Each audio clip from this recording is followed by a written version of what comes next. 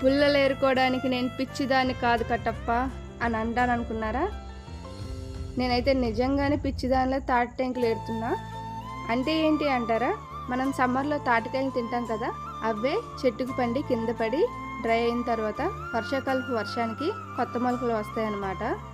Same కొబ్బరి మొలకలు వచ్చినట్టే లోపల స్పాంజీగా స్వీట్గా చాలా బాగుంటుంది.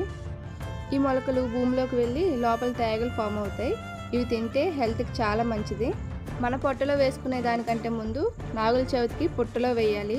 ఈ విషయం చాలామందికి తెలుసు, తెలియని వాళ్ళ కోసం అయితే చెప్తున్నా. ఇక్కడ చూపిస్తున్నా కదా, ఇవే తాటికాయలు డ్రై అయిన తర్వాత టెంకులు ఫామ్ అవుతాయి. తాటి తేగలు అంటే ఇవేనండి. ఇవి కాల్చుకొని తినచ్చు, ఉడకబెట్టుకొని తినచ్చు, చాలా బాగుంటాయి. ఫైబర్ కంటెంట్ కూడా చాలా ఎక్కువగా ఉంటుంది.